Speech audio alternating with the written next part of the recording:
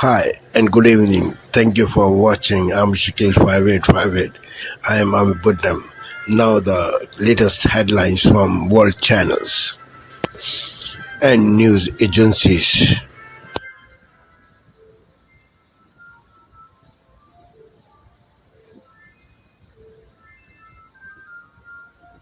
Purported leak.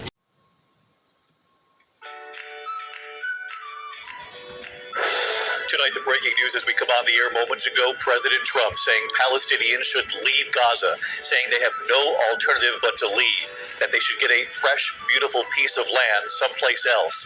Here in the U.S. tonight, bracing for a dangerous ice storm, the Midwest right into the east, Washington, Philadelphia, New York to Boston, dangerous driving. First tonight, President Trump and Israeli Prime Minister Benjamin Netanyahu at the White House late today.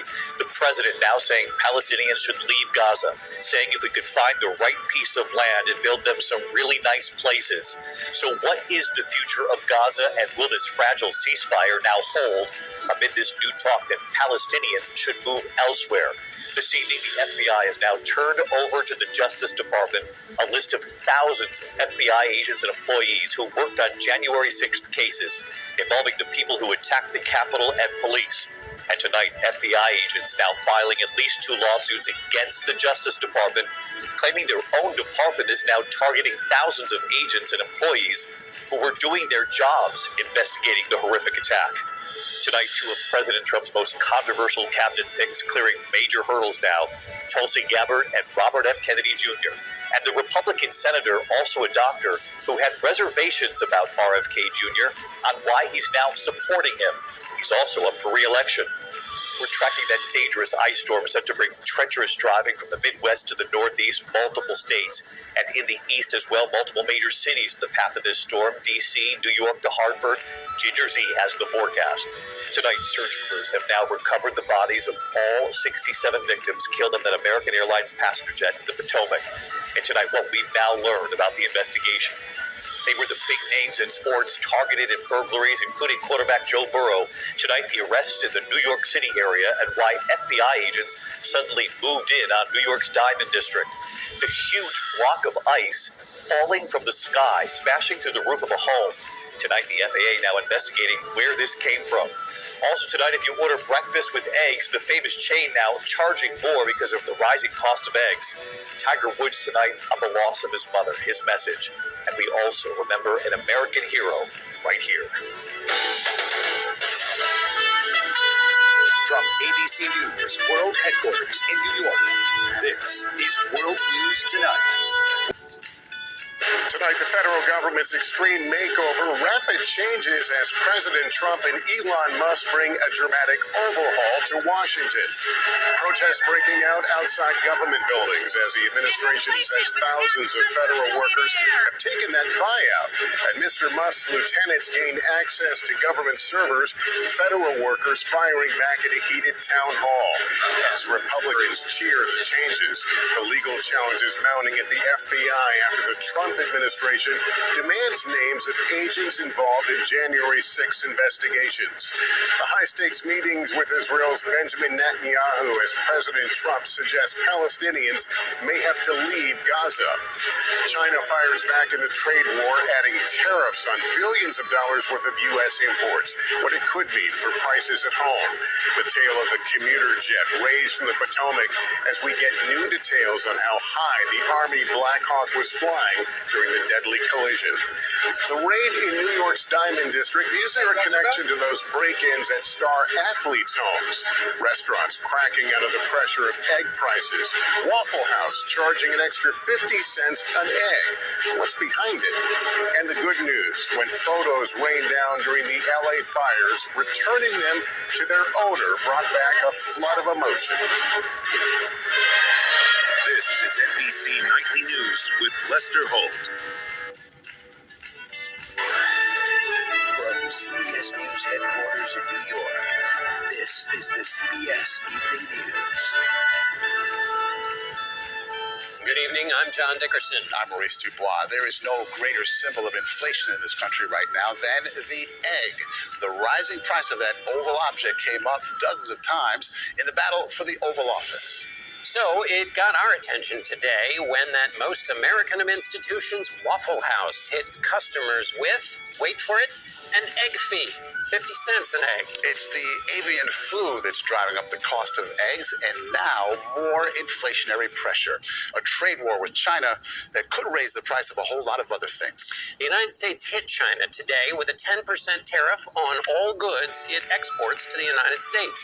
And China responded with tariffs of 10 to 15% on a narrow range of American products, including coal and gas. Nancy Chen in Clifton, New Jersey begins our coverage of the rising price of just about everything. Nancy. Maurice, it has been a persistent problem. Even with inflation slowing, it is nearly impossible to get the same amount of food as you could just a few years ago with that same budget. And American families are making sacrifices.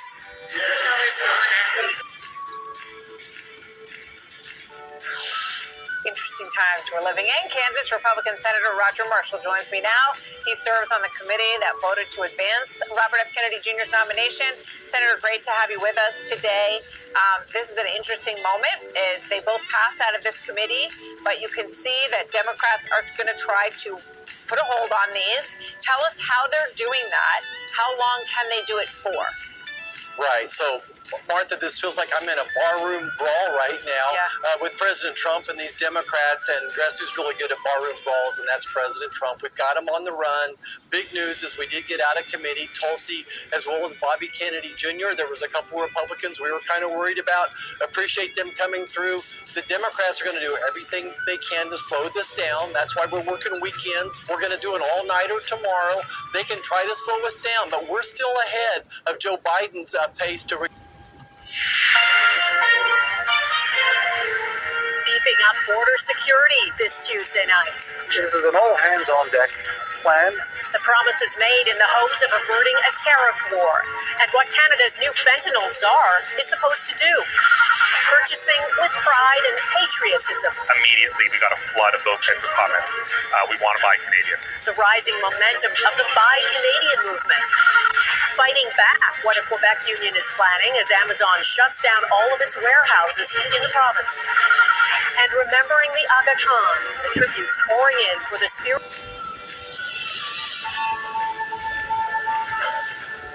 Today, reshaping US policy on the Middle East, Donald Trump's plan for Palestinians to be permanently resettled outside of Gaza.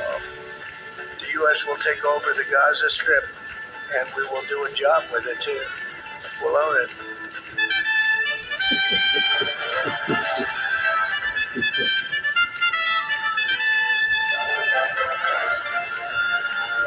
Motive unclear. Police try to determine what led to Sweden's worst mass shooting. The cleanup begins in far north Queensland. Authorities warn unpredictable storms could lead to flash flooding in areas already devastated. And a national security risk, Chinese AI platform DeepSeek is banned on government devices.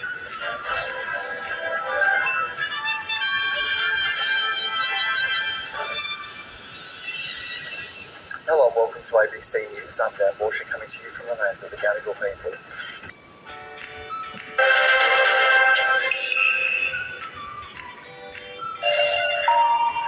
Hello and a very warm welcome to you. You're watching Daybreak here on France 24. These are the headlines. The US will take over and own Gaza with US troops deployed if necessary. President Donald Trump says Palestinians have no alternative but to leave. International reactions rejecting that announcement. The Palestinian representative to the UN saying that if that's the case, Palestinians should be allowed back to their original homes inside Israel. The UN says fighting is ongoing in the Democratic Republic of Congo, while the government says the unilateral ceasefire declared by rebel fighters was fake. The M23 group says they have halted fire to let humanitarian aid in. We'll be getting the latest from Emmett Livingston in Goma. And questions remain as to the reasons behind the worst mass shooting in Sweden's history. At least 10 people died in a shootout at a centre for adult education there. Police believe it was a lone wolf attack. good to have you with us. Well, also coming up, while Trump calls for a US takeover of Gaza, his decision to lift sanctions against the development of Israeli settlements in the West Bank has emboldened the Israelis there. A project once shelved due to international outrage now being brought back. It could cut the West Bank in two and end the chance of a Palestinian state. Our reporters are there and will be telling us more.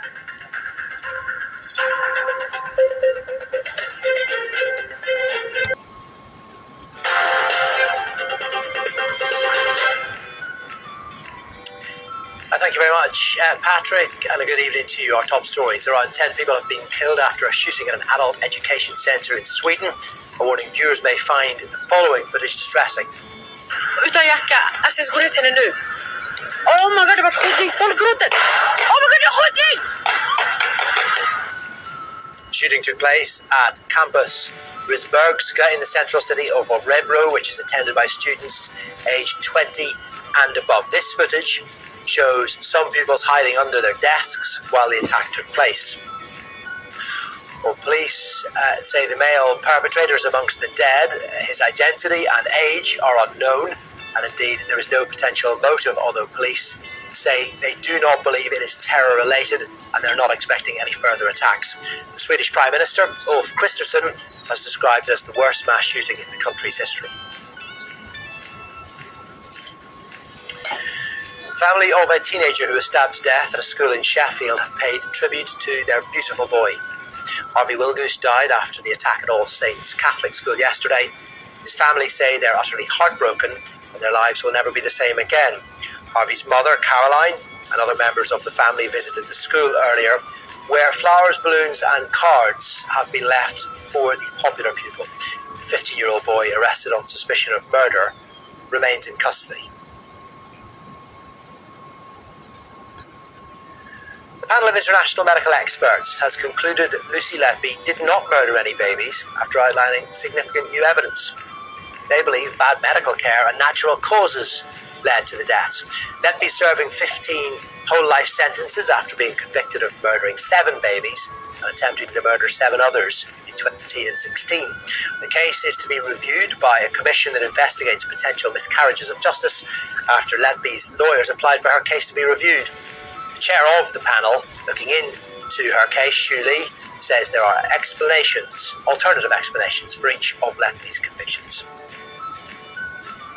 Donald Trump has moved to exert maximum pressure on Iran through sanctions designed to prevent the country from obtaining nuclear weapons. It comes ahead of a meeting at the White House with the Israeli Prime Minister Benjamin Netanyahu. Live from the White House then, where Mr. Netanyahu is expected any moment. He will become the first leader to meet President Trump since his return to the office. Now, this is a critical meeting in the Gaza ceasefire, with an initial 6-week deal halting 15 months of war between Israel and Hamas, of course, for which Donald Trump has claimed some credit. Phase 2 could be trickier, though. It should see the release of the remaining alive hostages and a complete withdrawal of Israeli forces from Gaza. Well, earlier Mr. Trump signed executive orders withdrawing the US from the UN Agency for Palestinian Refugees, that's UNRWA, and the UN Human Rights Council. He added, if he were to be assassinated by Iran, he's left instructions for the country to be obliterated. And the Princess of Wales has joined a group of children at the National Portrait Gallery as part of her gradual return to public engagements following cancer treatment. Kate took the bus to the popular attraction along with 13 children who were taking on the magical Bow-Beam tree trail. It's based on the Shaping Us framework published by Kate's Royal Foundation Centre for Early Childhood. It's all about increasing awareness and understanding of society's social and emotional skills. Those are the latest headlines. More from me in about an hour's time.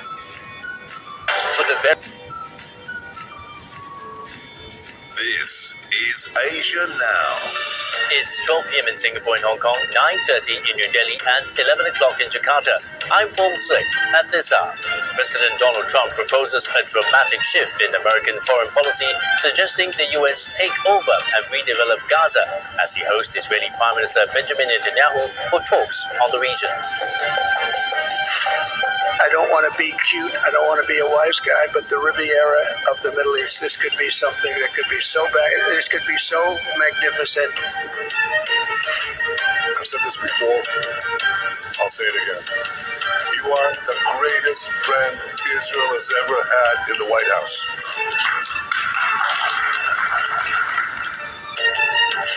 The US leader is saying he is not in a hurry to speak with his Chinese counterpart Xi Jinping, despite expectations that they would hold talks after announcing tit-for-tat tariffs in a growing trade conflict. Polls opened in a contest that observers say could reshape the political landscape of India's capital. Prime Minister Narendra Modi's party is looking to unseat the incumbent government that has led Delhi for more than a decade.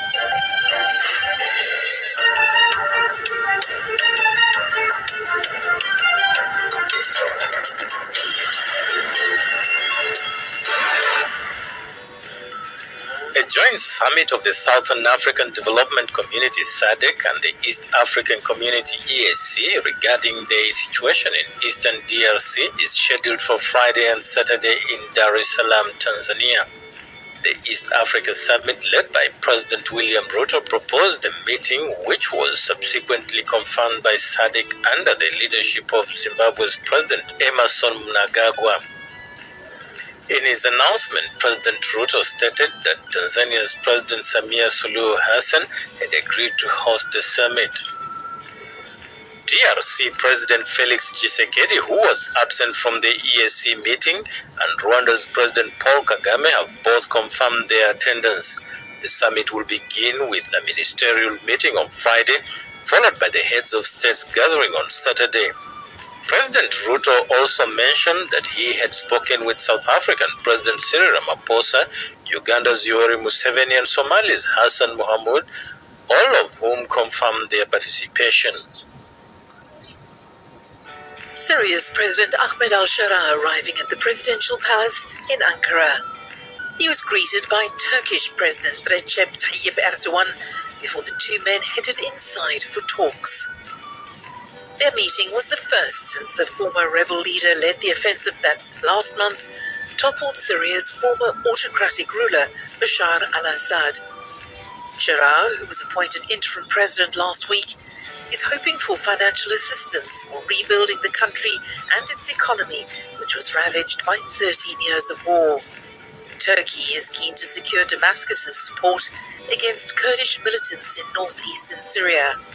The US-backed Syrian Democratic Forces have been fighting Ankara-backed forces in that region. Turkey is seen as a key ally of the new regime in Syria. It backed the opposition against Assad when the civil war broke out in 2011, and since his fall has led diplomatic efforts to help things return to normal. Erdogan told Shara his country would not abandon Syria and will continue to support it. Heavily armed gangs attacked Kenskov, a neighborhood home to Haiti's elite, killing at least 40 people, including pastors, teachers, children, while displacing more than 1,660 residents. The Viva and Sam gang coalition stormed the area, going house to house, opening fire indiscriminately. Despite prior intelligence warnings, the government failed to act in time, leaving the community vulnerable. Police, initially overwhelmed, later launched counterattacks, killing at least 20 gang members. Kenskov, a strategic route linking the West and Southeast Department, has become a key gang target as they expand control over 85% of Port-au-Prince.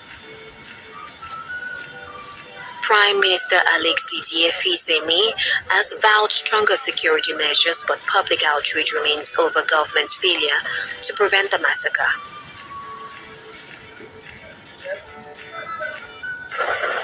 On Sunday, an Italian Coast Guard rescued 130 migrants and refugees attempting to cross the Mediterranean Sea aboard an overcrowded fishing boat in poor conditions. The rescue operation took place 90 miles southeast of Isola di Caporizotto in the province of Crotone. 2 Coast Guard patrol boats were deployed to reach the vessel, navigating through a challenging environment with strong winds and waves up to 4 meters, according to the Coast Guard. Once on scene, the crew transferred all passengers to safety. The 130 people, including 74 men, 27 women and 29 minors, were then brought to the port of Crotone, where they disembarked at 8 p.m. local time.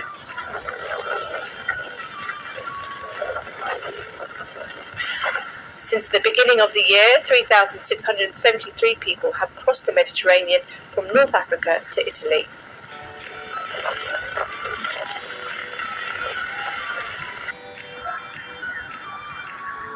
On Tuesday, China announced it would impose new tariffs on US imports in retaliation for Washington's recent tariff hike. The new measures include a 15% tariff on coal and liquefied natural gas, as well as 10% tariffs on crude oil, agricultural machinery, large vehicles and pickup trucks. These actions come after the US imposed a 10% tariff on Chinese goods over the weekend. On Saturday, President Donald Trump unveiled a series of tariff increases targeting major trade partners, including... Thank you for sparing your precious time. This is Amir Shakil. Have a good life. Bye-bye.